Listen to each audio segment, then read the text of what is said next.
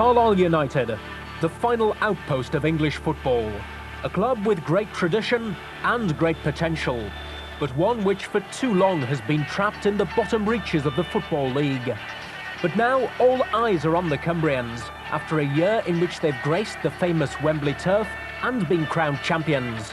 Chairman and supporters know there is only one United. You're another Michael. Well, I better shake your hand, because my name's Michael. Did you know that? To some charismatic, to others enigmatic. Michael Knighton is certainly a larger-than-life club chairman. He's credited by many as being the inspiration behind Carlisle's transformation. While Knighton may be king of Carlisle, his crown prince is the less flamboyant Mick Wadsworth. Ready? Listen, standards. Do not let the standards drop. We'll play for 20 minutes. I want some quality. Passing and movement. Talking to each other. Doing the things that we've done so well for 2 years. Ready? Play! The former Yorkshire miner turned school teacher has shared Knighton's vision, and as director of coaching has moulded and inspired the team to glory.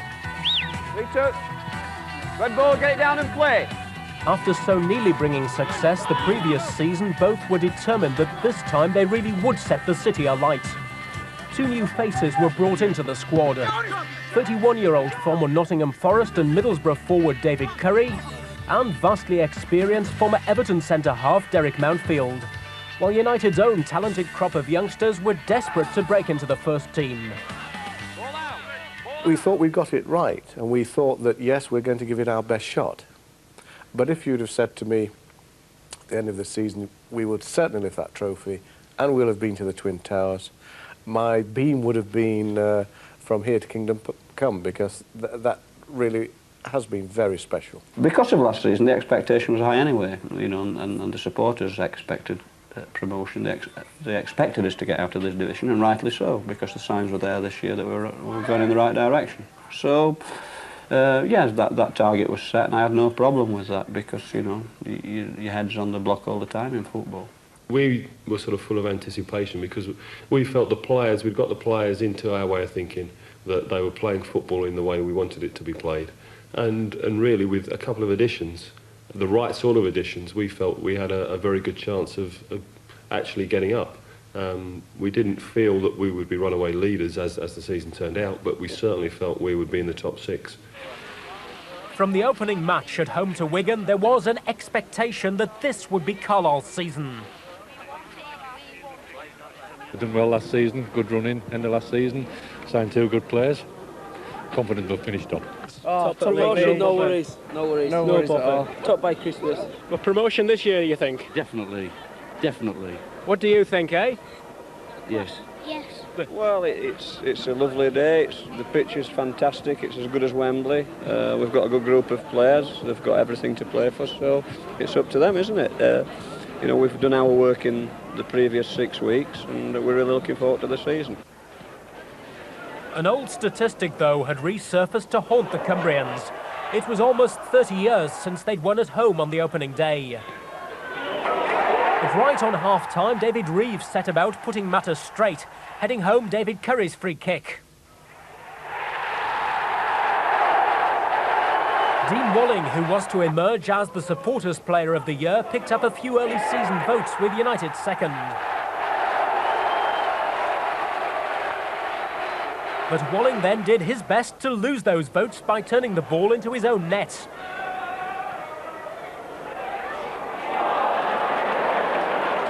United, though, had done enough to win 2-1.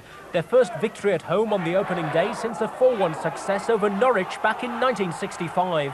A piece of trivia was consigned to the Brunton Park history books. Well, I haven't been here for 29 years. I'm not that old.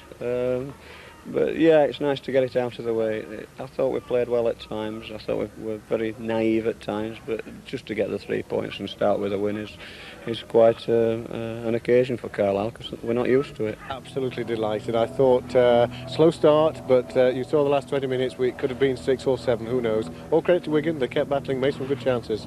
But we've broken that 29-year hoodoo, and lovely to get 3 points in the bag. certainly with the expectation of the crowd, the expectation that everybody had over this season, to get off on the right foot. I mean, I think it was the first game we'd won at home for God knows how many years.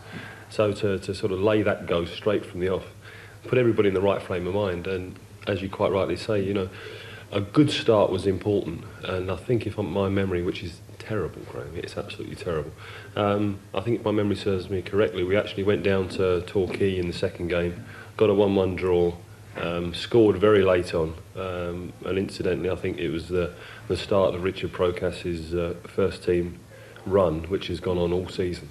And little things like that stick in your mind.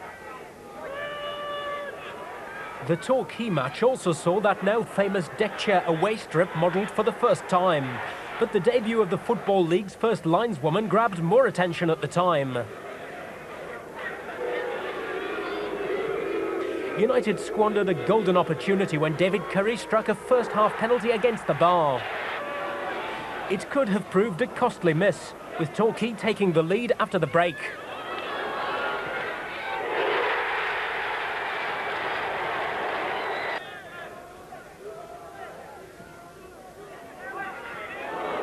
With less than a quarter of an hour to go, United came back to grab a point. David Reeves was the scorer, his second of the season. One apiece, the outcome. There was more seaside opposition a week later when Scarborough visited Brunton Park. Derek Mountfield's first goal in a blue shirt set the Cumbrians on their way to a 2-0 win. The second came when Joe Joyce's long-range shot rebounded into the path of David Reeves. Scarborough could have staged a second-half fight-back, but missed their best opportunity from the penalty spot. We didn't play particularly well in the first 3 or 4 games. I thought we showed a lot of grit and determination. We just showed glimpses of the fluency that we were working towards, and the strategy that was set out in pre-season. It did take a while to develop, but that did come along, and it came along quite effectively. Perhaps the most satisfying of Carlisle's 3 league wins in August was achieved at Walsall, where the Cumbrians had to recover from this early setback, a goal down after 12 minutes. Carlisle levelled before the break through David Reeves.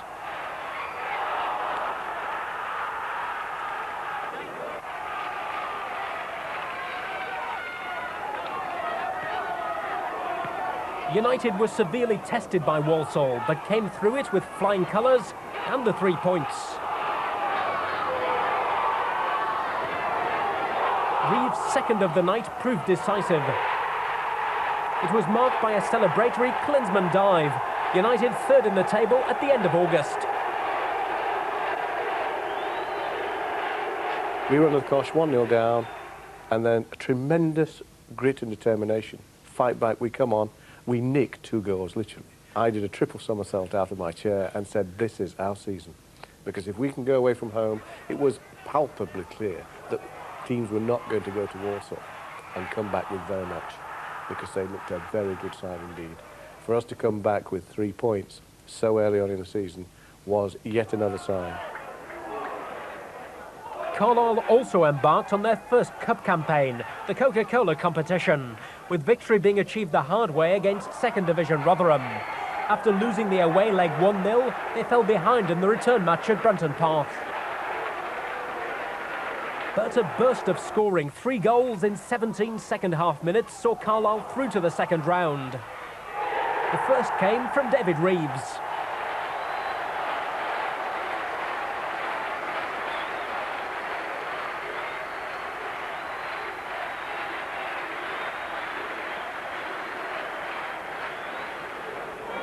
The Blues maintained the pressure, with the Rotherham defence cracking again as Carlisle levelled the aggregate scores through Dean Walling's header.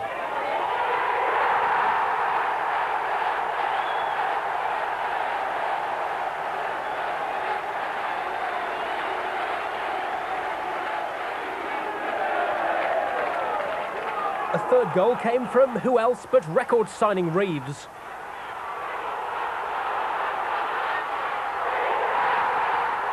United winning 3-1 on the night and through to the second round 3-2 on aggregate. those Klinsmann-esque celebrations well in evidence. David had a remarkable first half of the season. I think he was up by the 20-goal mark by just after Christmas, you know, and then he's ploughed along to get his few extra goals since then. But David Reeves is the perfect player for a manager in the sense that he's no trouble, he's got a terrific attitude and temperament, and he's a marvellous influence in the dressing room. So everything aside from his playing abilities is a very positive, he's got very positive qualities. September opened with a trip to Scunthorpe, and by now Carlisle was starting to make a habit of coming from behind. Scunny were quick march into the lead and 2 up before half-time.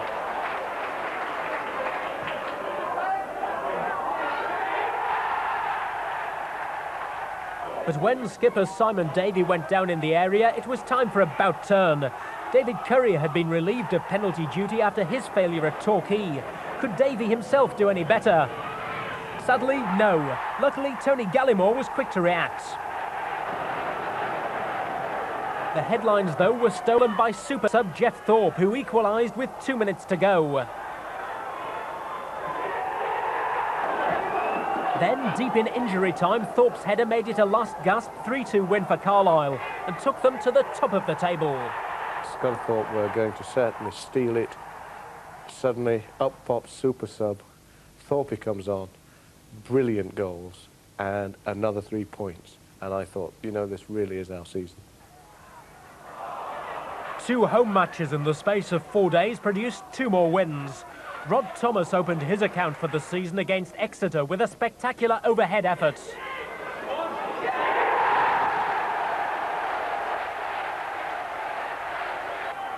The Cumbrians would have won more convincingly if it wasn't for more penalty problems.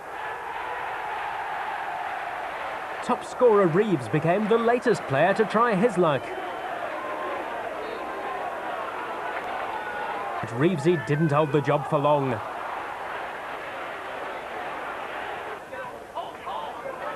Luckily, Carlisle didn't need a second goal, 1-0 being quite enough.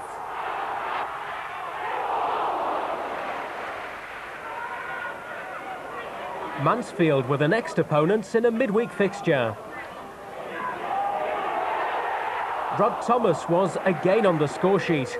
His opener here was almost as special as his winner against Exeter.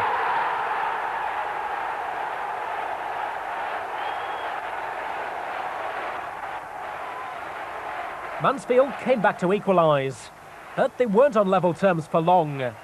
Just 11 seconds after the restart, David Curry scored what was to prove the winner. His first goal in a Carlisle shirt. Superb first half performance. I thought we should have scored at least 4 goals. Second half a bit scrappy, but we're still there, Graham. That's 7 games without defeat, and I think that brings us to 19 points. We're very pleased. You said to me a couple of weeks ago we're going to lose one sooner or later, but it doesn't seem to be happening yet. Well, it's an inevitability that we're going to lose one, you know. I hope it's, you know, in May, the last game, when we've clinched the championship in February. So, you know, just keep going and do the very best we can. That's all you can do. It's a cliche, but it's a fact. United fans made up more than half the crowd at Wigan, and it was a worthwhile journey.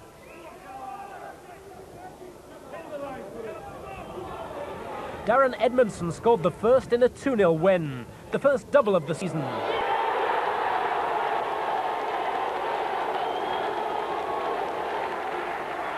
Three days later, Premiership Queen's Park Rangers visited Brunton Park in the first leg of a second-round Coca-Cola Cup tie. United's superb start to the season had raised the expectations of the Blue Army. What are your predictions for tonight? 2-1 to Carlisle. Scorers? Curry and Rod Thomas. 2-1. It's going to be Ethan Darnold when he comes on. Oh no, Curry's gonna bang one in again tonight. He's going to be on nice. form. Come here from Kendall here to watch a decent game. Watch QPR go out of the cup. How's that? Open game, I think. I think Carlisle will probably dominate with the defence we've got to start the season. What sort of game do you think we're going to see then? Exciting, very exciting. Good victory for the Blues. The difference between the sides on the night was just one piece of international quality finishing. England star Les Ferdinand giving QPR a single goal advantage to take to Loftus Road in the second leg.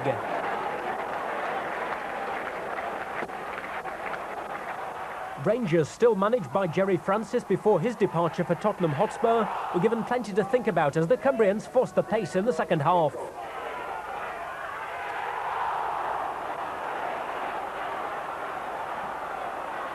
Certainly we had, I think, the clearer chances in the second half. We had 2 cleared off the line, a couple of balls flying across the box, which on another day, you know, might have got in for us. But, you know, at the end of the day, it's not a bad result for us, but it's not a good result. In terms of a cup tie, this is just half-time. Just half-time. It's only one. We're still there. But obviously very impressed with QPR, but I thought our boys did extremely well indeed. And I think supporters will go home well proud of their team. QPR knew they still had a job to do in the second leg. We still respect Carlisle or anybody else that we're playing, and obviously there's another game to go. But from our point of view, obviously it was a tricky tie up here today, and I think we've come through very well. You can see why they're the leaders of the division. They play some good football, and you know they're under constant pressure, really. Is the cup tie over yet? Oh yeah, no, this is only halfway. We knew it was going to be a struggle here. We've got the cushion of a 1-goal lead, so you know it's in our favour, I suppose. But we know it's not going to be an easy game when we get back to Loftus Road.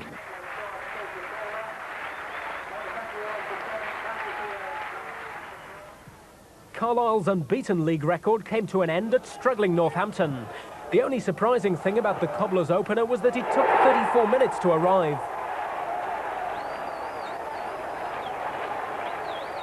United, who'd been looking for their 7th straight league win, equalised through David Reeves, but they were level for just 2 minutes. Northampton, playing one of their last matches at the county ground before moving to the new Sixfield Stadium, embarrassed the leaders with a 2-1 win, their first of the season. But a valuable lesson for Mick Wadsworth's side. Sometimes something negative happening leads to something positive. And we then played from that point onward and went on with our 19-20 game unbeaten run. So it was a kick up the backside in every sense, and it was good for me, it was good for the players. So, you know, a loss sometimes is as good as a win. We'd got Kenny Lowe on loan from Birmingham. I think, if my memory again serves me correctly, Peter Valentine had been in the side, had done a good job, and Derek had been injured. And to try and accommodate Peter and Derek and Kenny Lowe, we changed to a sweeper system, which we hadn't used this year, although it had been very successful for us last year. And we never really competed. What I learned from it, and I know what Mick Wadsworth learned from it, is that never change a winning side, and also let's never underestimate just how good we are. A home match with Darlington gave Carlisle the opportunity to bounce straight back. But not for the first time they went about it the hard way, after David Curry's dismissal for swearing at an official. Once again, United had to come from behind, after Darlington turned round 1-0 up. Carlisle were awarded a penalty after a Darlington handball. Fullback Tony Gallimore became Carlisle's 4th penalty taker of the season, and enjoyed rather more success than his predecessors. It was Galley's free kick which produced the winner. Dean Walling the scorer, the Blues returning to the top of the table. It was an exciting game, very hard game with only 10 men. We did well in the end. And you got the winning goal. Can you talk us through that one? Well, I don't really remember much about it. I think Galley was on the set piece. It was a free kick, and I just gambled to the near post rail and got a touch, and it skidded off the turf and went in the corner.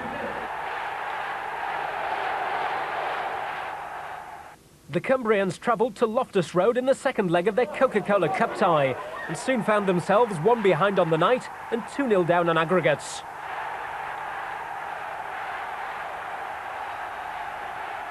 Any lingering hopes of a fight back were killed off by QPR's second from the penalty spot before half-time.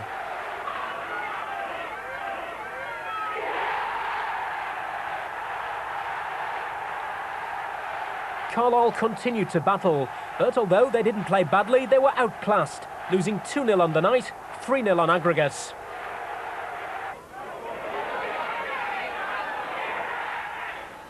Another long away trip, this time to Lincoln, produced more reward, though the travelling party were furious when this Rod Thomas effort was ruled out for offside. Mick Wadsworth left the match officials in no doubt as to his opinion.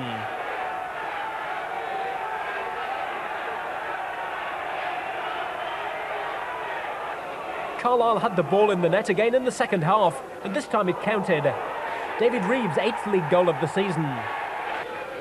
Lincoln pressed for an equaliser and were finally rewarded.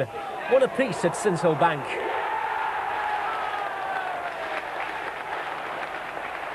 The following league match at home to Colchester also ended in a draw. At this time there were no goals for the fans to cheer.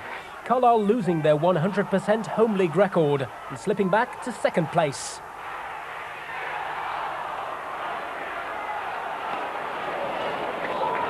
Brunton Park's lowest crowd of the season witnessed an auto windscreens group match against Hartlepool. Little could the 2,500 present have known that this was a journey which would end at Wembley. Referee Philip Wright demonstrated the importance of keeping up with play and could justifiably have awarded himself a free kick. Reserve keeper Tony Elliott made the most of his rare chance of first-team action.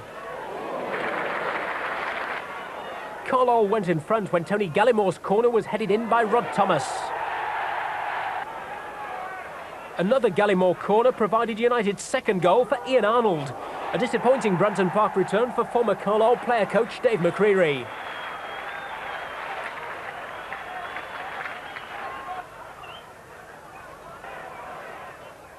The Cumbrians, though, were about to hit form in a big way.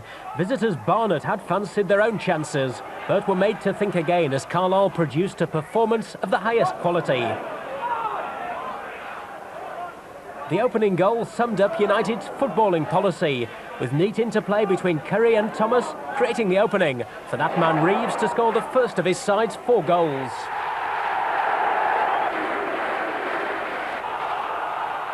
Paul Conway, back after injury, was playing his first league match of the season and marked it with this memorable solo effort. Simon Davies' first of the season made it 3-0. Paul Conway provided Rod Thomas with the easiest of chances for number 4. Paul had a problem early season and it took him until October time to get involved, but once he did get involved he scored a few goals, gave us something in the midfield that we hadn't had, and again Paul's developed very nicely this year.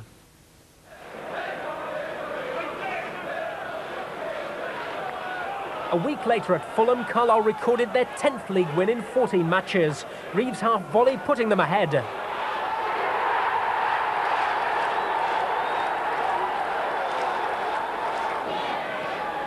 A cross from master provider David Curry produced Carlisle's second for Derek Mountfield. A flowing length of the field move led to Carlisle's third. Simon Davey expertly held up play until the arrival of Paul Conway, in superb form since his return. Fulham did manage a late consolation, but that didn't detract from Carlisle's finest away performance of the season, a 3-1 win. Fulham was probably our best away performance, I think, in the 2 years we've been here. In terms of the way we played, the football we played, the goals we scored, everything seemed to come about that. As you say, everything at that time seemed to come right. You know, we had a few. I think we won something like 5 or 6 on the bounce around that period, and the quality of football was exceptional. I remember the goals at Fulham particularly. You know, 3 super goals, and we defended well when we had to. We broke very, very well. And really, sort of, you have to say that at that particular time, once we had a team on the ropes, you know, we were capable of then scoring 2, 3, 4. The goal flow continued into November when the Blues took their tally to 11 in 3 matches, with 4 against Rochdale. The first a 25-yarder from Simon Davey. United really hit form after the break. Teenager Richard Prokas, a product of the club's YTS system, was involved 3 times in the patient build-up which produced their second.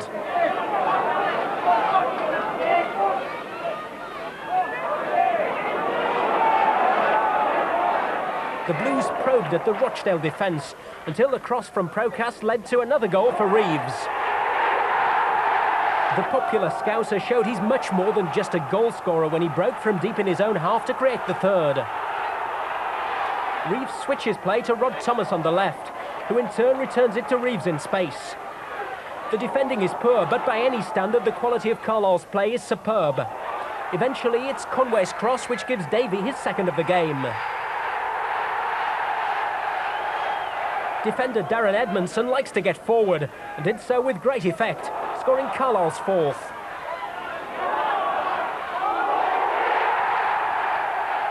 The only blemish on the performance came when United conceded a late goal, the unfortunate Tony Gallimore turning the ball into his own net.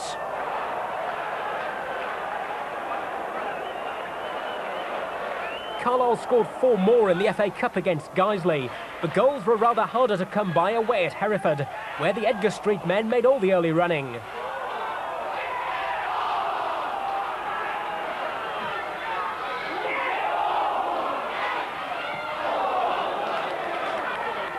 David Reeves came close to adding to his tally when he headed against the woodwork. Paul Conway unable to follow up. Conway, though, did rather better just before half-time. Rod Thomas probing and then unlocking the defence, with Conway's goal his third in 4 matches.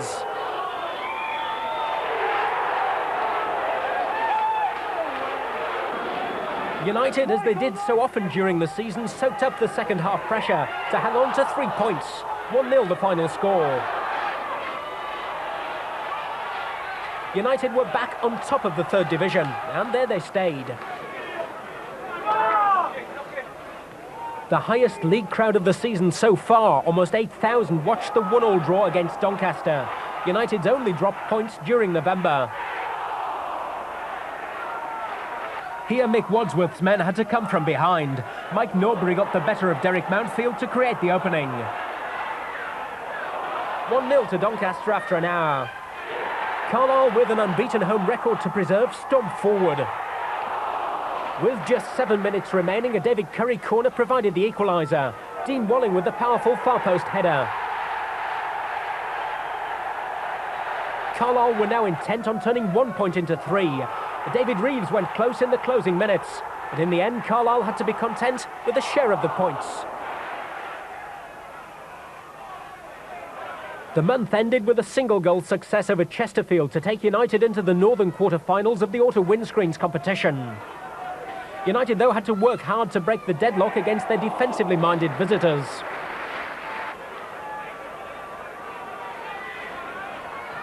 Carlisle forced no fewer than 16 corners, and with David Curry supplying the ammunition, it seemed a goal would surely come.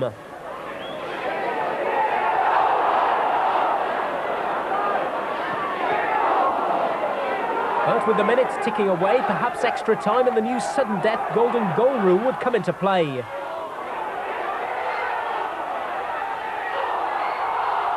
Only 3 minutes remained when Curry finally found a way through. United winners by a 1-0.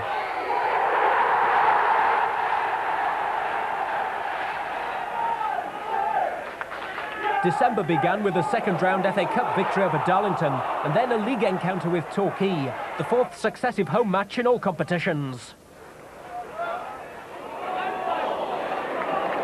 Again, a single goal settled the outcome. Curry releasing Rod Thomas, who rounded the keeper and scored from an acute angle.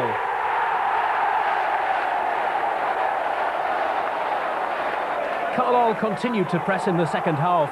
They created chances but couldn't turn them into goals, and at a wet and windy Branton Park had to settle for a 1-0 win.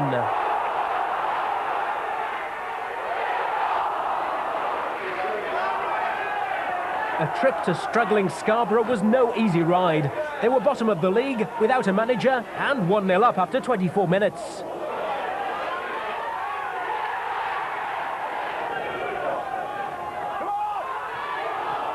Four minutes later, Carlisle had the ball in the net.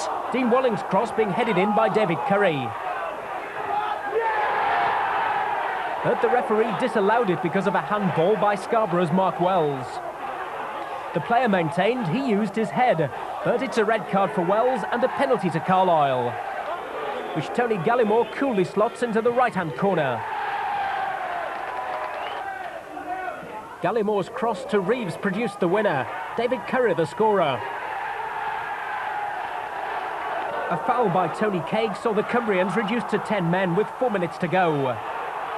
But Scarborough failed to make the most of the free kick. 2-1 to Carlisle.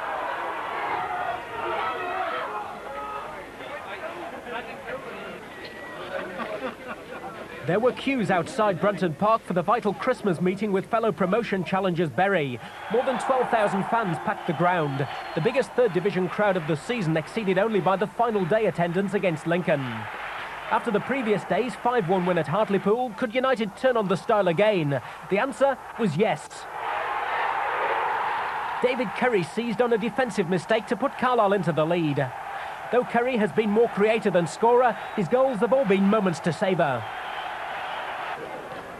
United extended their advantage after the break, Reeves picking out Conway in acres of space, with the American supplying the deft finish.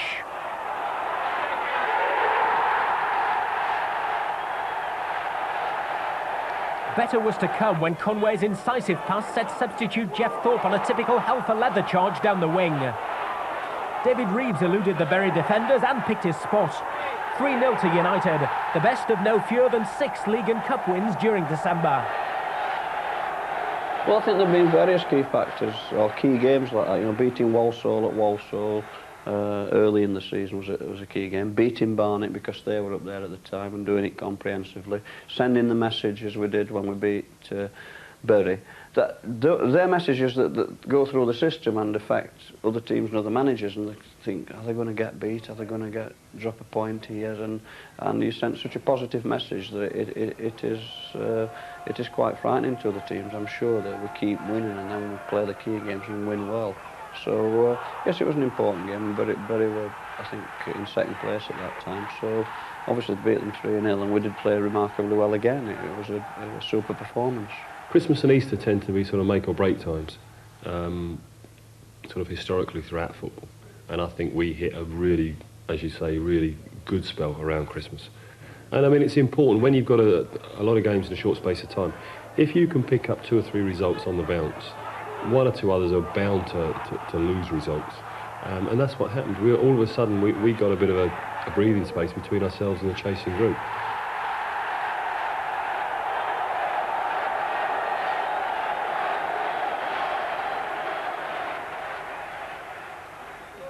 (1995) opened with the FA Cup high on the agenda. The lure of vouchers entitling fans to tickets for the third-round replay against Sunderland drew almost 9,000 to the auto windscreens tie with Wrexham, where the Cumbrians again came out on top against second division opposition.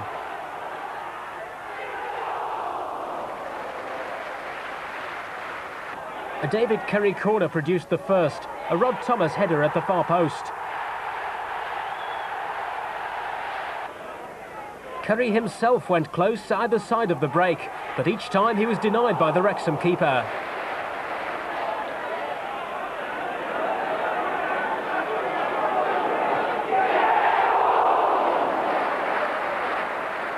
With just over an hour gone, the Welshman drew level through Gary Bennett.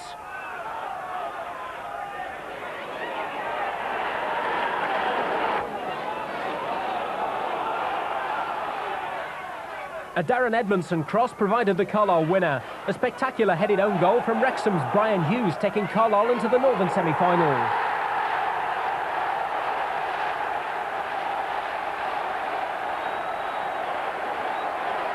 The Welshman came close at the other end of the pitch, but Carlisle again showed they had the talent to take on and beat higher division sides.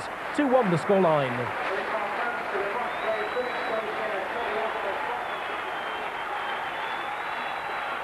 Another 10,000 plus crowd was at Brunton Park for the visit of arch rivals Preston. Darren Edmondson's goal line clearance denied North End an opening score.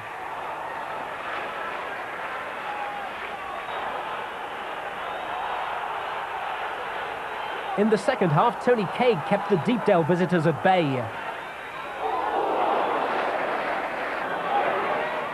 Carlisle too had their chances, but for only the second time all season they failed to find the net. 0-0 it finished.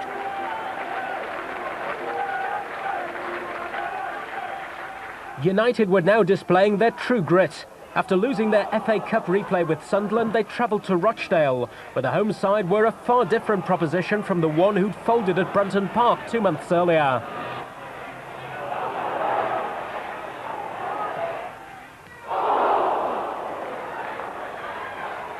Former Rochdale striker Dean Walling scored against his old club to put United in front after 69 minutes. The lead was short-lived. Rochdale equalised just 60 seconds later. 1-1 the result, but United extending their unbeaten sequence to a club record equalling 15 matches.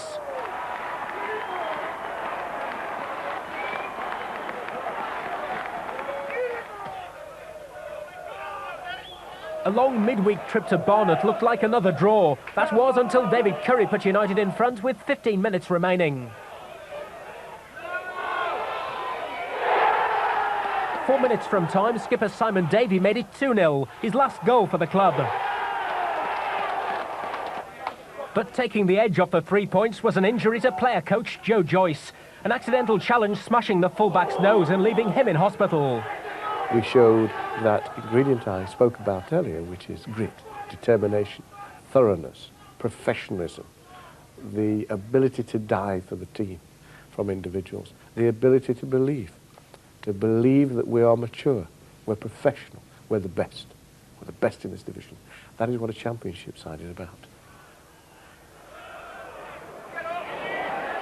Though United maintained their unbeaten league record throughout January, the Barnet match was to be their only win of the month. At home to Fulham, a David Curry corner yet again led to a goal. Rod Thomas pouncing on the goalkeeping error, his 7th of the season. 2 minutes from half-time, Carlisle gifted Fulham an equaliser, when Dean Walling's back pass found not keeper Tony Craig, but the unguarded goal. A rare lapse from the usually immaculate Blues defence. Carlisle tried to regain the initiative, but for the 3rd time in January they had to settle for a share of the points, but still remained well clear at the head of the table.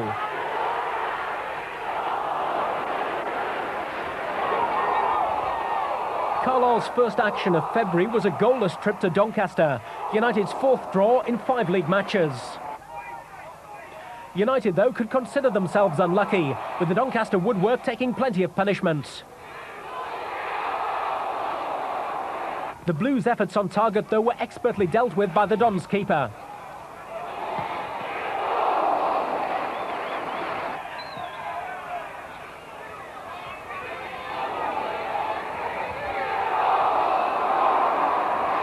In the second half, Carlisle knocked for the 3rd time on the Doncaster woodwork. United, though, survived a late penalty claim for handball against Dean Walling. 0-0 the score, but Carlisle now unbeaten in 18 matches.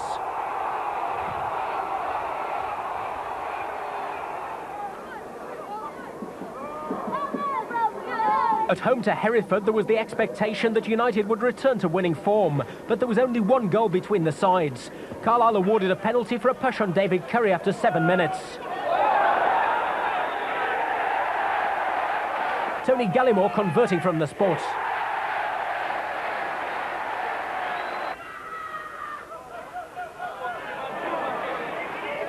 The Hereford keeper prevented Carlisle from adding to the score. He was equal to all the Cumbrians could muster, and also to the miscued efforts of his own defence.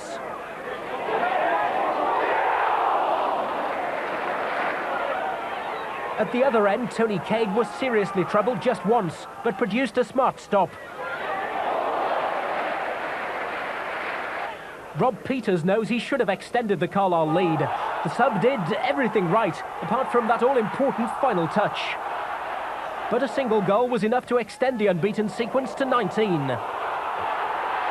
When we had to dig deep and the resolve had to be very much stronger than it had been, then it was evident, and the players really focused their minds into carrying out the task, which was to be the top team with the top performance week in, week out, and obviously the top record, and they've done that for a huge chunk of the season.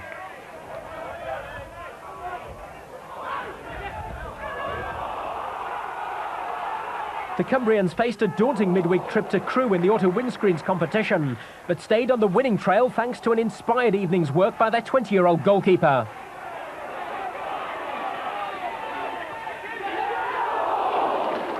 Dario Gradi's side were going well towards the top of the 2nd division, but once again Carlisle excelled against higher league opposition.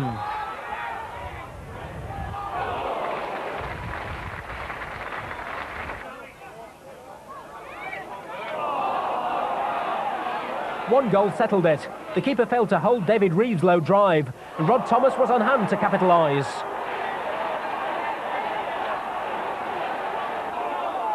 In the second half, Crewe went in search of an equaliser, but again Tony Craig denied them.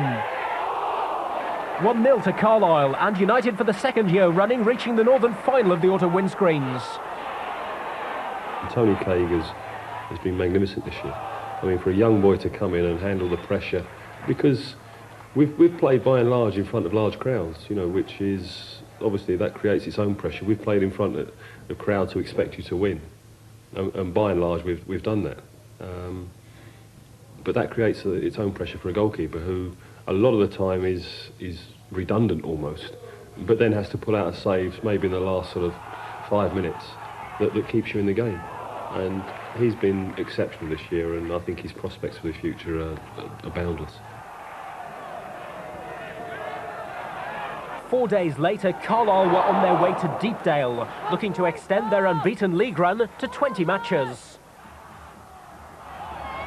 Preston, themselves pushing for second division football, didn't need any firing up for a crack at the Cumbrians, and on the day they were the better team.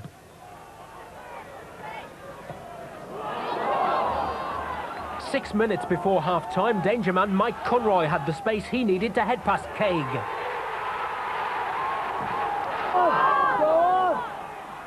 United continued to live dangerously as Preston pushed for a second goal after the break. A long-range Curry drive late in the game could have salvaged a point, but the Preston keeper made the save. 1-0 it finished, the Cumbrians' second league defeat of the season. Well, if I was going to write the history books, Graham, I would have probably predicted that result, because we'd been there the previous season, hammered them 3-0. And it was, as you know, the typical Preston Carlisle fixture, guts and bluster and lots of competitive spirit. On the day we had our chances. This time we didn't take them. Preston deserved the points on the day. A change in the playing staff after that, because Simon Davey played his last game for the club, linking up with Preston. That's right. Simon, a great servant of Carlisle during his time with us. As you know, we resurrected Simon's career from a free transfer from Swansea. Did really very well for us indeed. Showed his true value. And when Preston came in, we had to put it to Simon. Very good football club. One of the great football clubs.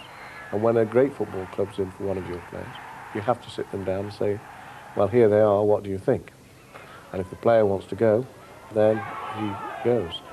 And from that point onwards, Simon wanted to leave and go to Preston. And really, you're in a cleft stick there. You know, you can't make him stay. It's important that you let him know if we have had a written offer. And in Wayne, he told up, we felt it was a good move for everyone concerned. I was sorry to see him go in many senses because he'd done a smashing job for me as captain and has played a very major contributory role this season. He played 25 games, I believe. So that's, in no small way, a big contribution.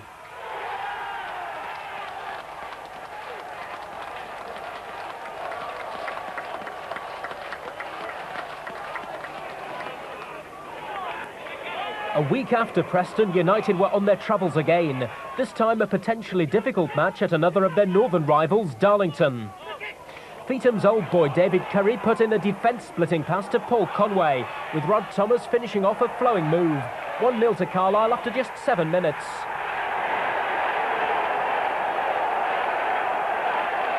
Thomas's celebrations were lapped up by the massive travelling support. But the travelling army had to wait until 3 minutes from time for another goal to cheer. The keeper fails to hold Tony Gallimore's driven cross.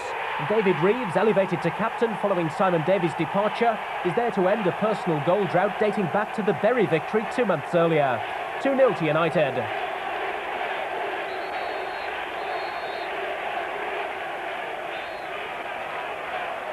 A night of appalling Cumbrian weather provided the backdrop for one of the finest performances of the season, at home to Rochdale in the first leg of the Auto Windscreens Northern Final. David Curry's stunning 35-yarder set Carlisle on their way, with supporters later voting this the goal of the season. Rod Thomas, Carlisle's top scorer in the competition, then took charge with the first of his 2 goals. Before half-time, he put his side 3 up, with a goal which many fans thought was every bit as good as Curry's earlier strike. A disputed penalty award early in the second half gave Rochdale some hope. Steve Whitehall scoring from the spot. Carlisle hit back with another memorable strike, this time from Paul Conway. A 4-1 first leg victory, surely securing Carlisle's first trip to Wembley.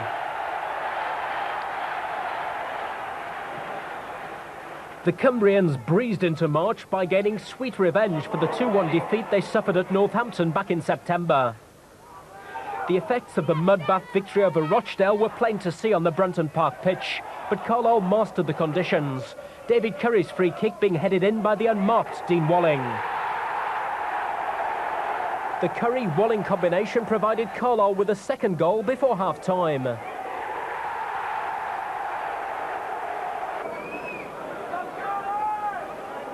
A snowstorm conspired to spoil the contest in the second half, but right on time, Northampton managed a consolation. Carlisle, though, emerged 2-1 winners, reversal of the scoreline 5 months earlier.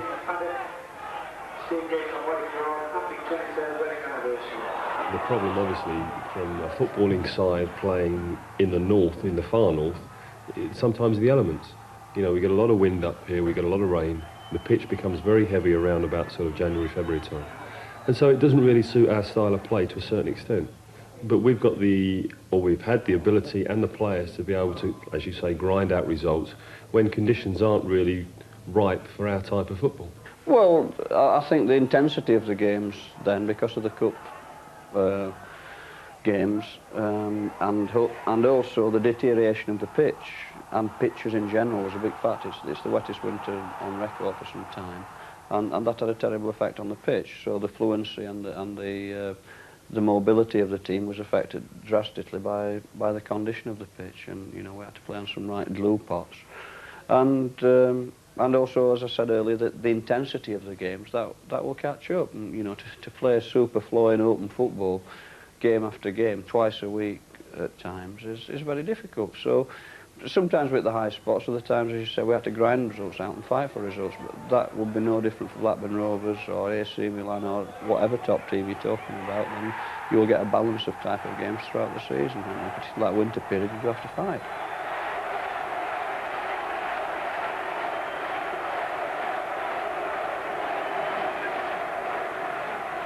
Away at struggling Exeter 7 days later, it was David Reeves who scored his 16th league goal of the season to put Carlisle in front.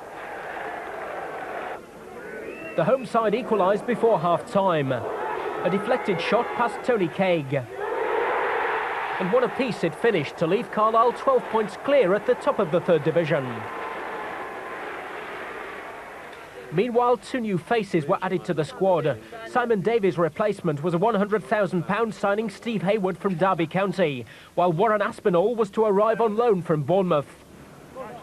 I've known Stephen probably 7 or 8 years now. I played a lot of games for me when I was England youth coach, and I know him as an individual. I certainly know him as a player, and he's a player that I targeted, you know, fairly early on when I came to the club. It's taken a long while, but hopefully it will prove worthwhile.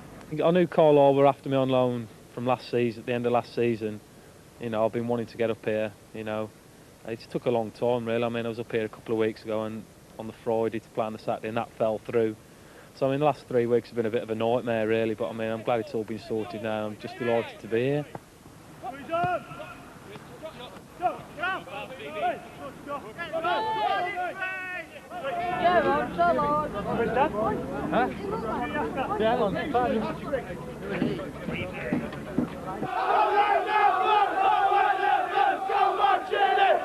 Carlisle travelled again in midweek. This time the somewhat shorter trip to Rochdale in the second leg of the Auto Windscreens Northern Final. With that 4-1 first leg cushion, Blues fans were understandably confident.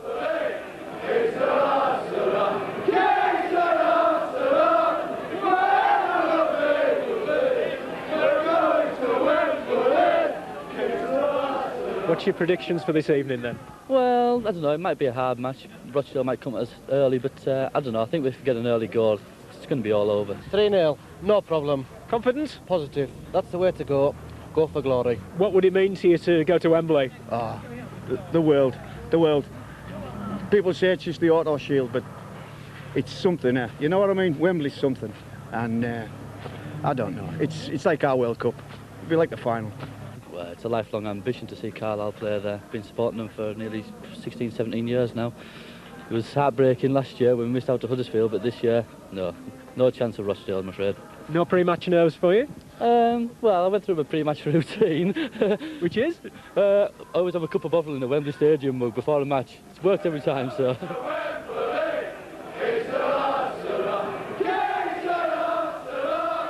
I think it's going to be a hard 1-1 draw. 1-1 draw. They're not going to panic. They're going to just play like they've done all season. Nobody's panicked this all season. Rochdale aren't tonight. There's no way Carlisle are going to flog this tonight. And when you're at Wembley, what would that mean to you? A hell of a lot. I've been to Wembley dozens of times, watched England. But when Carlisle get there, it's from the heart. It's going to be fantastic. Better than, I don't know, it's better than winning the lottery, seeing Carlisle at Wembley. Waited years for this. You'd swap the lottery? I'd swap the lottery for Carlisle getting to Wembley. Mr. Knighton, we're not worthy. Hero.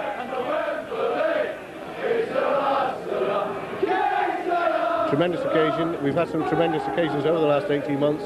This is probably the highlight to date because so much is riding on it, both from a prestige point of view. To get to the green turf and the famous Twin Towers would be wonderful for the city, and of course for the old coffers, something that I'm very interested in. It's extremely important that we can try and get through to tonight. 4-1 up from the first leg. Any sort of pre-match nerves for yourself? Always very nervous. Remember what happened last year, Huddersfield and ourselves, precisely the reverse position, and yet it was 4-3 before half-time, and we had plenty of chances to go through. I'm sure it's going to be the same again, so I'm counting no chickens whatsoever. It's going to be tough, but let's keep our fingers crossed. A long 90 minutes lay in store. With 3 goals to claw back, Dale had no option but to throw everything at Carlisle. And inside 15 minutes, a viciously deflected Steve Whitehall shot put them in front.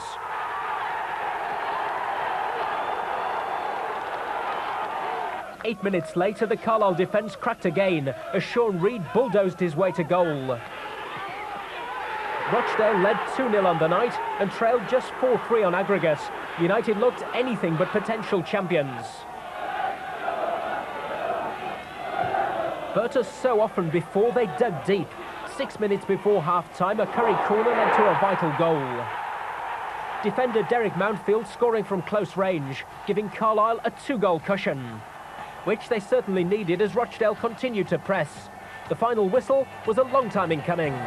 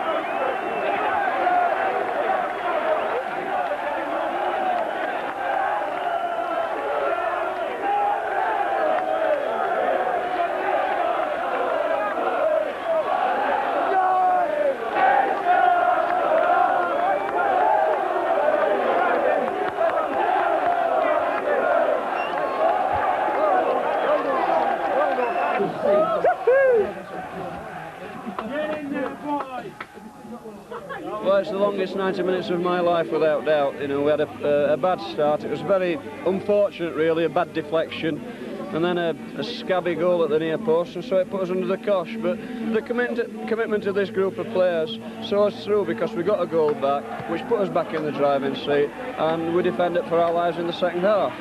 And, you know, I'm just delighted for everyone. I'm delighted for this group of players and the staff, the chairman, the board, but particularly for the supporters. They're fantastic. It's a scrap. That was a battle. The rough edge of the team. We dug in deep and we got there. Now, you've been there before, but can you sum up your feelings again tonight?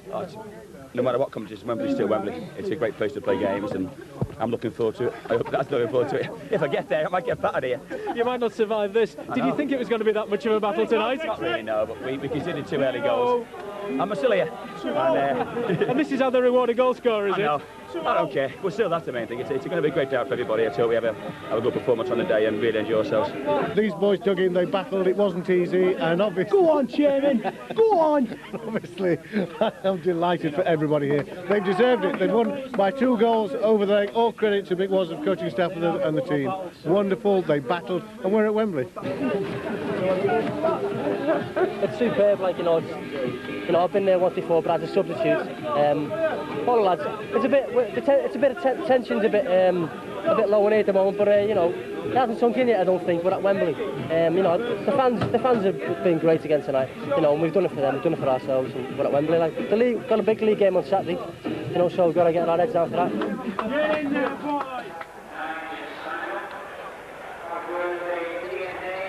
That vital league game was at home to one of the few sides with a chance of toppling United from the top of the table, Walsall.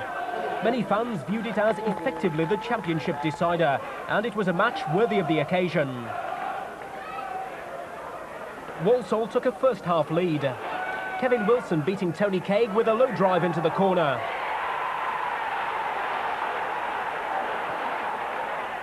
David Reeves went close to an equaliser before half-time. As the minutes ticked away in the second half, it began to look as though the Cumbrians' unbeaten home record would come to an end.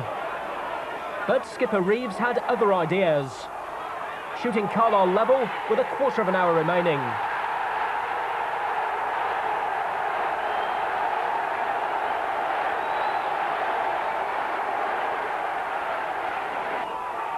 Most supporters would have settled for a point, but then, with time almost up, Reeves fired home the winner.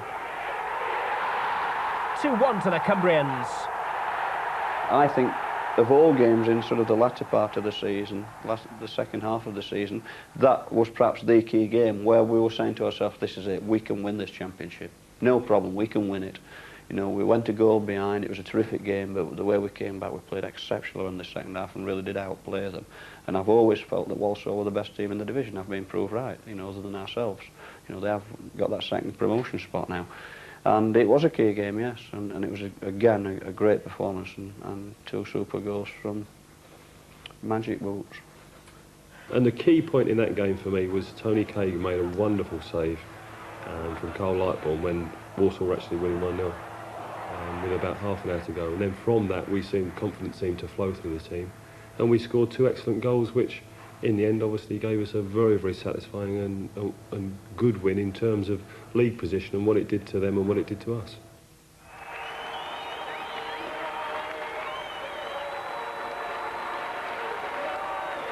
A week later, another home match and another 2-1 win, this time against Scunthorpe. After a goalless opening hour, the game came to life when Curry's cross was turned in by Warren Aspinall. His first goal since joining the club on loan from Bournemouth.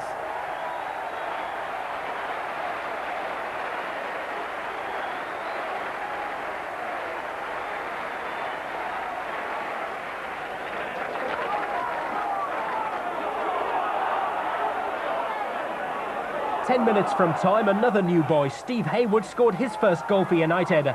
A sweetly struck effort from the former Derby County man.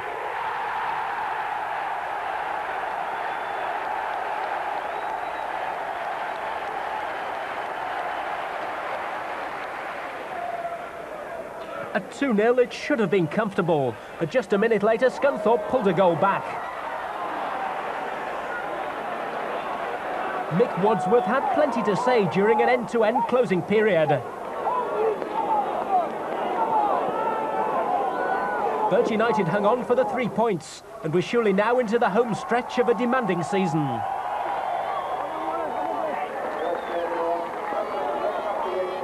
isolated passing the ball. I thought we played some good stuff, and if we can pass it like we know we can, I think we've gone all the season now without getting beat. Can you talk us through the goal then that you got? Well, I think it was somebody played it wide to Dave Curry. I just made a run into the box and he was finding me, and I put it in the opposite corner to the keeper, and it's a goal. Then I don't miss from there, 6 yards out. I enjoyed it very much. I mean, we went 2 up and we gave a stupid goal away really, but I mean it's great for me to score, you know. I never had the best games against Walsall last week, so I think I had something to prove today, and hopefully I've done that. Tell us about your goal. Well, the cross was coming and I was just making my way to the box, and I think it hit one of the defenders near and rolled out to quite like the edge of the box, and I thought about striking it, you know, but I thought I'll side foot it like, you know, and fortunately it went in, and you know, brilliant. A few of your usual well-chosen words of wisdom there in the last few minutes for the lads. Well, you've got to keep driving them on, you know. I mean, if I don't let my concentration drop, they haven't got to let theirs drop, you know. And it's a long, hard season and they're tired. And, you know, these are hard games, you know. We've got Wembley to look forward to, but we've got to box that off and put it out of our minds, you know. Wembley's not important at the moment. It's important for the commercial department, it's important for the supporters, it's important for everyone, except for us at the moment. We've got to win the championship, and we win the championship by doing what we've done today is either winning results by playing good football or grinding them out like we have done today. So, you know, 3 points and we're delighted. 2-1 again it finished when United travelled to Mansfield, but this time Carlisle had to come from behind for the win after the Stags took a first-half lead.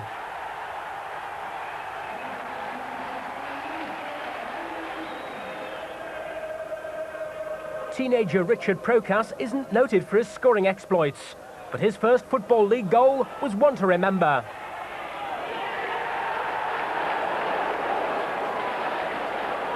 One apiece at half-time.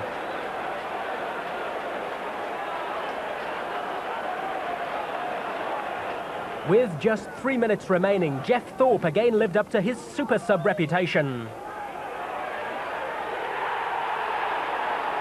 Cockermouth's finest, securing the Cumbrians' 3rd successive win.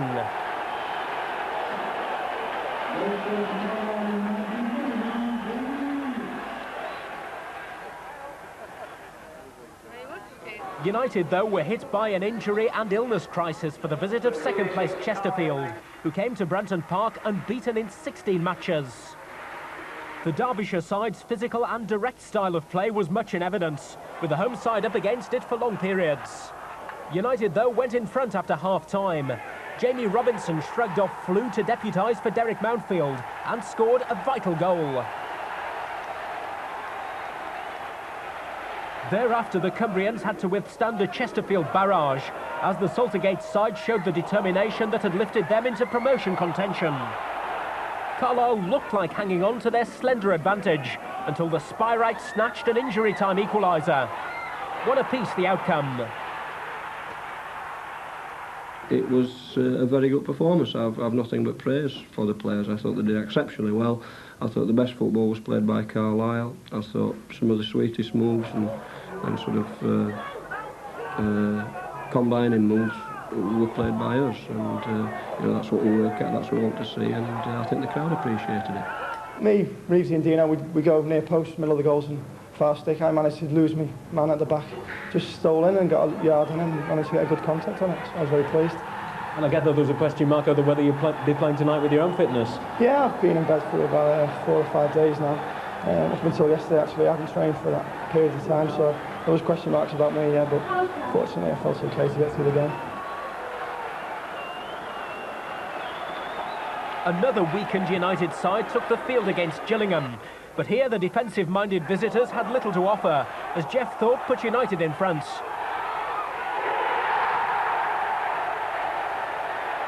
The points were secure after Steve Hayward blasted a deflected second goal.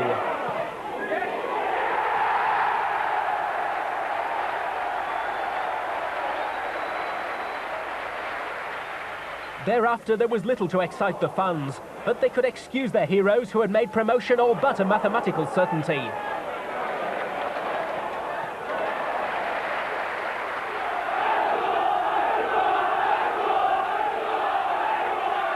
"2,000 Cumbrian fans travelled to Bury on Easter Saturday, knowing that a win would secure the title.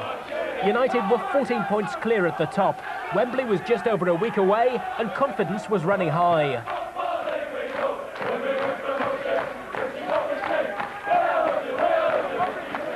Well, I think we'll win about 3-1. You think we'll sort it out this afternoon? No problem. We'll be champions today. We'll get the trophy on Monday. Now, we're having a good look at your face today, but I think we should have a look at the back of your head. Can you just give us a spin? What made you do that then? You can turn around again for us. Just a bit daft cracker. Blues are at Wembley. We're all gone with them. We'll be there. The boys are going to lift the trophy. On this pitch, anything could happen. It's so dry and hard. It could be anybody's game. Do you think they'll wrap up the championship today? Well, I don't think we're going to lose, so I hope so. I reckon we're going for about a 2-1 win. David Reed's run. Don't know the other scorer. Go! Hello! What are you doing?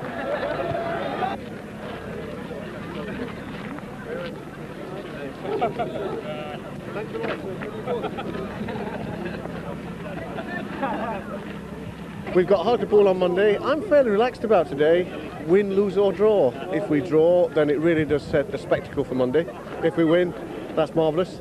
And if we lose, we never like losing, so I'm never going to say that. But we're all very excited. Fabulous turnout to say we're away from home. And the Blue and Green Army have arrived in force.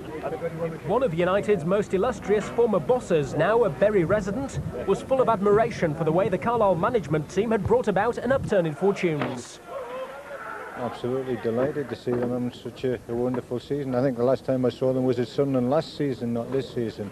But they've made progress and they've obviously walked away with a championship this season. Wembley to look forward to, so it's a season to remember for them, isn't it? How much affection do you still hold for Carlisle United? Oh, I think I'll always. I mean, I was there twice as a manager and I had some successful times there and met a lot of nice people and still keep in touch with a lot. Bury were eyeing up the second automatic promotion place and needed the points for their own purposes. There was little, though, between the teams in the first half, with United coming close to an opening goal through teenager Rory Delap. The Shakers, though, had lost just once at Gig Lane all season and took the lead after half-time. Minutes later, the referee judged that this Bury header had crossed the line and there was no way back from 2-0 down. The consolation for United was that a home match against Hartlepool was just 2 days away. Surely then they'd wrap up the championship before Wembley and in front of their own fans. We've got 4 games to play in this Ensley 3rd Division, and we need 1 win out of those 3, or 3 draws, or any combination. We need 3 points, possibly 2 points now. In fact, 2 points will actually win the championship now, because I believe Walsall have drawn today, so that's another 2 they've dropped. So we're probably promoted as we are now, but you know, we want to win the championship. We want to win it in style, and you know, when we look back hopefully at 5 o'clock on Monday, today will be forgotten because we'll have done it in front of our home crowd, which, you know, now I'm looking forward to doing. I would like to have done it today, but now in hindsight I think, well, it'd be nice to do it at home in front of a packed house. The only people I feel really, really sorry for is our wonderful travelling support, but I think they're okay. I think they understand, and I know they'll be with us on Monday.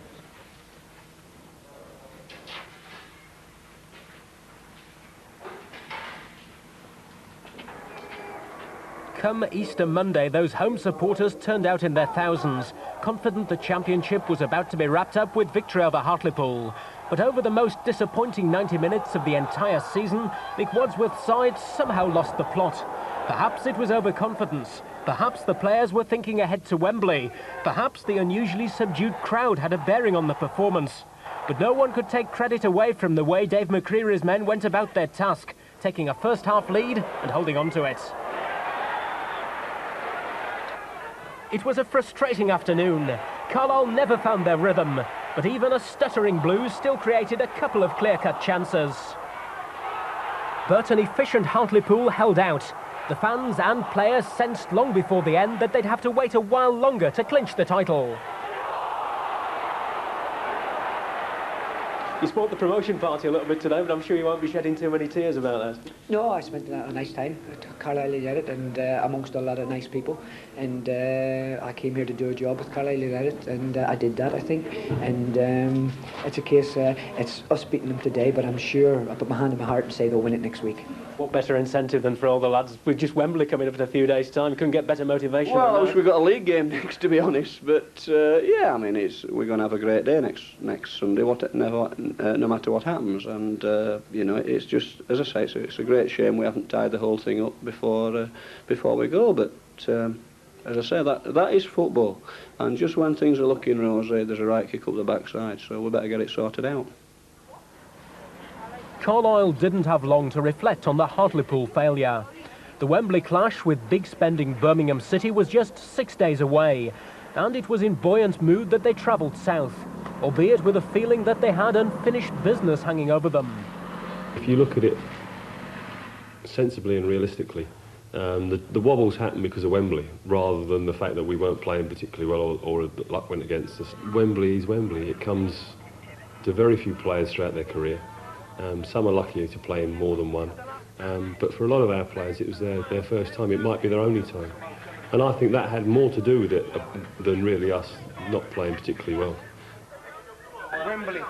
Wembley camp was established at a hotel in Hertfordshire, and Carlisle left nothing to chance as they prepared for the biggest occasion in their history. On the Saturday before Wembley, the squad trained at non-league St Albans City. United worked through the moves designed to counter the threat expected from Barry Fry's Birmingham. Yeah, Gully. Hey, you've got 3 reds and 1 blue. Who are you marking? Runner. He's a front player. Oh! The ever-industrious United skipper David Reeves put in some extra training, running through the move he planned to carry out at Wembley. As the squad relaxed at the hotel, the coaching team headed for the Twin Towers to make sure that everything was in place for the following day. Mick Wadsworth demonstrated that he could well pursue a lucrative alternative career. This is your first visit to Wembley with Carlisle United, obviously. How do you feel? Honoured. You can't be fairer than that, can you? That is sincerity. He's dug deep in the sincerity pillbox for that pill. Honoured. Well done. Thank you. David Wilkes was actually been in this dressing room as a player, was successful. The Drew. David, how did you play on that day, and how do you feel about being here today as part of my backroom staff, as it were? Well, it's very good, very honoured, very good player, very good player. Very pleased. Thank you, Ozzy. Wembley Sunday, and after a late breakfast, the team were keen to be on their way. The mood, though, was one of confidence. Some of the squad had been there before, others were making their first visit.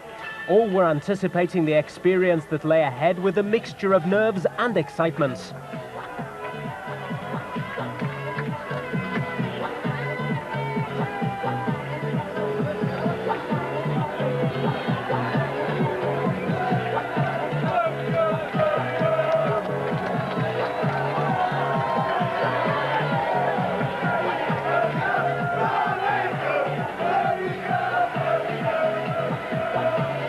On arrival at the world's most famous sporting arena, the team were anxious to step out on the lush turf for the first time.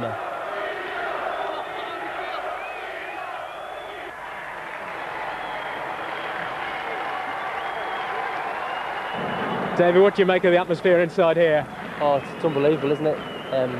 It doesn't happen very much in your career, coming to Wembley, and when you do come, you've got to savour it. And it's fantastic, it's unbelievable. It's just building up now, you know, it's going to get busier and busier. And more fans are going to come in as the kick-off draws near, and all the lads are known of it, really. You know, I think we'll come down to earth again at 3 o'clock, and you know, we'll try and do the job. Nerves, or are you looking forward to it? Oh, nerves. I'm looking forward to it, really. But you know, it's going to be a great day. As long as the fans enjoy it, as long as we give them something to shout about, you know, it's going to be a great day for everyone concerned. A couple of goals for yourself. Well, it would be nice, wouldn't it? You know, I'm just figuring out where to run now when I score. It's absolutely magnificent. I've never experienced anything like it, I don't think. You know, and it's only a quarter full at the moment. Do you think you can go out here and perform if you can't perform on this pitch? Well, this is what professional football's, you know, they get paid for, to perform on stages like this. You know, it's going to be a great day for everybody. What does it mean to you to be out here today? Oh, it means everything. You know, it's going to be an absolutely fantastic day. You know, and it's going to be one of the highlights of my life anyway. And I know you've said you've done it for your dad as well. Yeah, that's right. Yeah, and I wish I could have been here today, but you know, it wasn't to be. So I'll be thinking of him all the way through. Nothing, though, could prepare them for the deafening roar of almost 77,000 fans, cheering on the Blues of Birmingham and the Blues turned deck chair greens from Branton Park. But to see the families, the mums, the kids, the flag waving, the wigs, the war paint, and this carnival spirit and this festival, which is always very special just to Wembley. But to see Carlisle United as the main participant with Birmingham was my greatest thrill to date. I say that with all respect to my colleagues at Manchester. But it really was my greatest thrill so far. Once the weekend came, then I wouldn't have missed it for the world. I mean, it's just a treasure memory, really, in a sense that will be with me forever. And you know, photographs to go with it, the video to go with it. My dad enjoyed it. You know, at 80-year-old, it was a dream for him. And to lead a team out in front of 76,000, then that honour and that chance doesn't come around too often. The third division leaders, undaunted by either the crowd or a television audience more than 1 million strong, started well and could have taken the lead after just 5 minutes.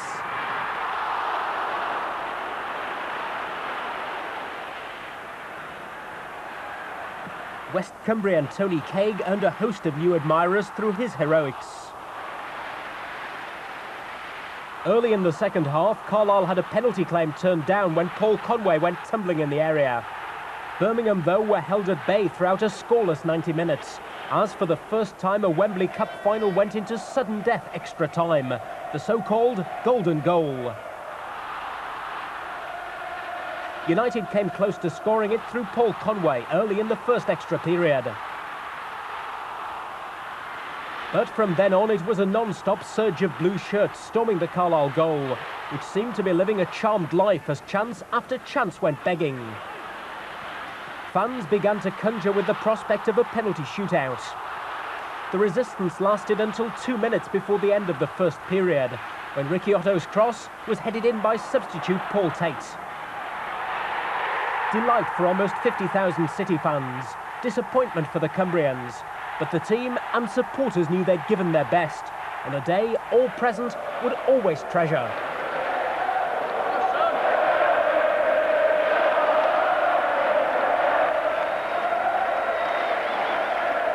We had our chances early on, didn't we? They had a few good chances before they actually scored. So we've got the town proud today. Listen to it, it's fantastic. A bit depressed at the moment, but that's how the cup is. 1 goal, 1 winner.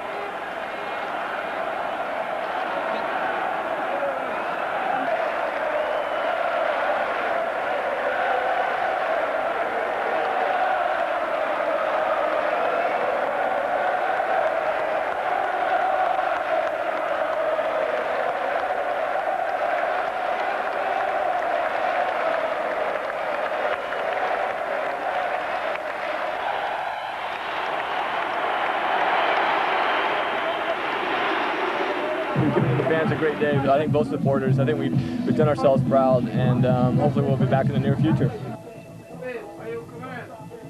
I thought we played terrifically well at times, and the main thing is if they're one division above us and £6 million in front of player acquisition, then that'll do for me with my players. I'm quite happy with them.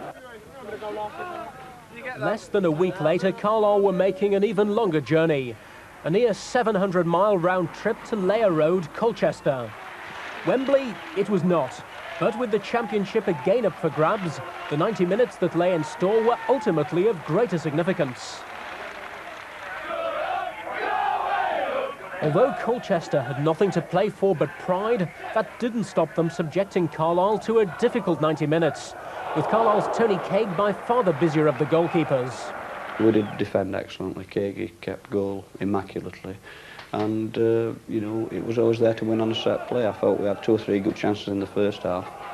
But once we got to half-time, 0-0, then I said to the players, we'll win this on a set play. We'll win it on a set play. And that's how it turned out. And just hang on. Although Dean Walling was widely credited with the score, the camera behind the goal showed it was David Reeves who chested the ball home. The goal that clinched the 3rd Division Championship. Well, I chested it in, so, you know, I was due a goal, so it's nice to get, you know, the one that won the championship for us, so, you know, really pleased with it. Mick, many congratulations. How was that for you today? Well, it was nervous and tense, but you know, everything that we've done all season's come to fruition today, and it's a championship which is a very worthy one for this group of players and for this group of spectators.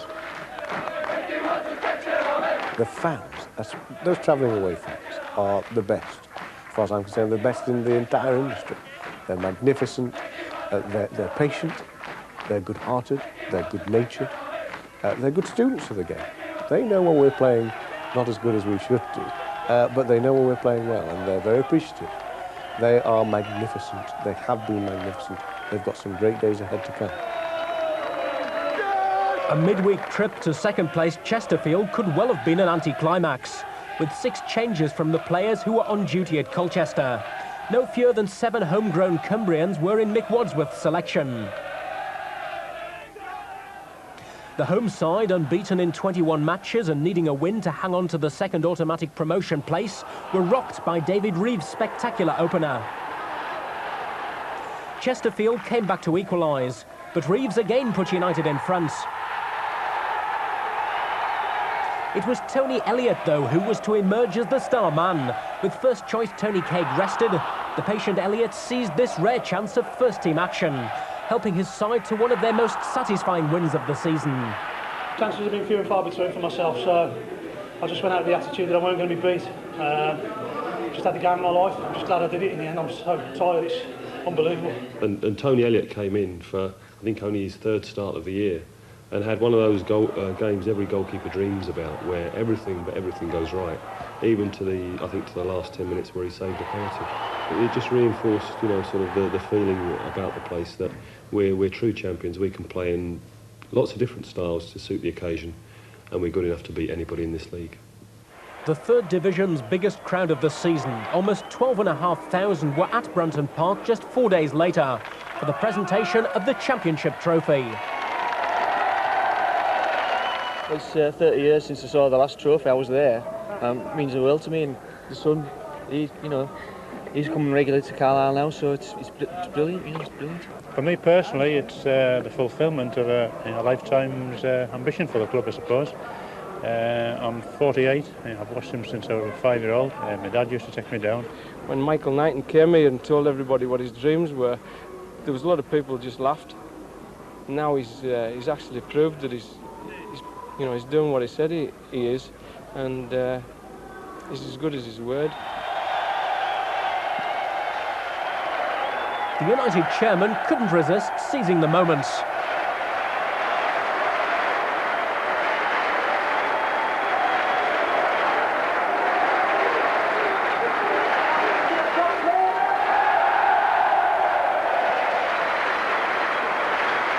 But this was what the fans had come to see. The presentation of the 3rd Division Championship trophy to captain David Reeves.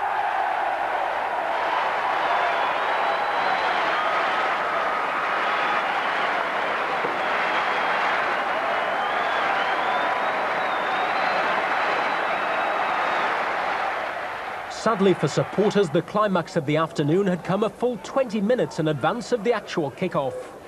Opponents Lincoln were determined to do their best to spoil the party and deservedly led 1-0 at the break. Carlisle pressed forward, but though they came close more than once, couldn't draw level. Twice in the dying minutes, Lincoln hit Carlisle on the break, becoming the first side this season to score 3 against the Cumbrians in a league match. "We want 4," sang the home fans. In injury time, Carlisle at last found a way through. Paul Conway the man on target, but Lincoln good value for their win. The match, though, had been merely an interlude as the celebrations began again. A good-natured pitch invasion prevented a lap of honour, but the fans were more than happy to see the trophy paraded from the grandstand.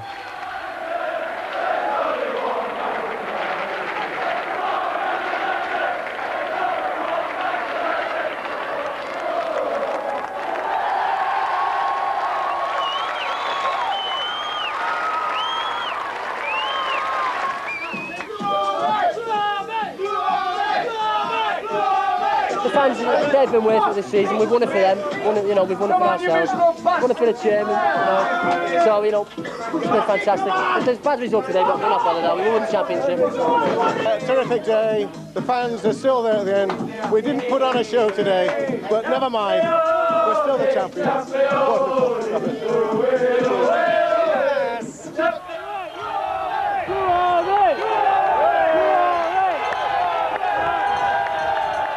24 hours later, the crowds turned out again to salute their heroes. The players toured Carlisle in an open-top bus which followed a 20-mile route of the city streets.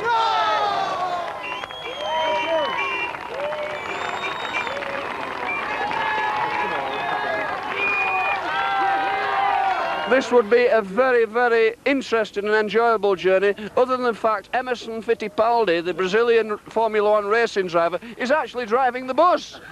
And we're doing 80 miles an hour. Two of the directors have lost their toupees. And mention names, Nick, please. We're having a great time, but can you ask the driver to slow down, please? Thank you. It shows what great support we've got. Fans coming out on the streets. Shows that they're enjoying the day. It's been a great season. Everyone involved in the club's had a tremendous time. To finish off with winning the league has been a tremendous achievement for everybody. And now this is the time when the players can relax and enjoy it, and the fans can show their appreciation. And so far it's been tremendous. And looking out there's even more to come.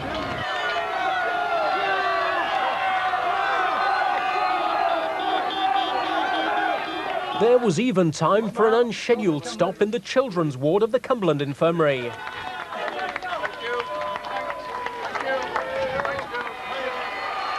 The highlight was the arrival at the Civic Centre, a hero's welcome from the thousands who packed the streets outside.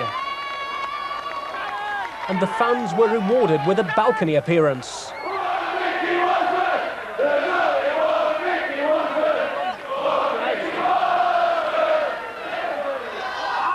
People, you're just magnificent! Thank you very much indeed for your support. We'll do it for you next year. I want to ask Mickey Walter to come and say just a few words, as he always does. Mickey Walter! Well done. It has been said from time to time, and I don't know where this comes from, it has been said from time to time that I am a miserable sod. Well, I actually watched myself on telly the other night and I was crying.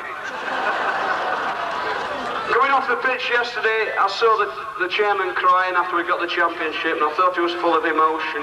I said, "Why are you crying, chairman?" He says, "I can see 5 seats in the stand empty." One day, I promise you, Graham, we will be in the PL, the Promised Land, the Premier League, call it what you like, but it's where we are all aiming for. And we will be there, and we will lift one trophy after another. But for the moment, I am absolutely delighted and thrilled with the 3rd Division Championship. Listen, this is only the start of the journey. Nothing will stop us now.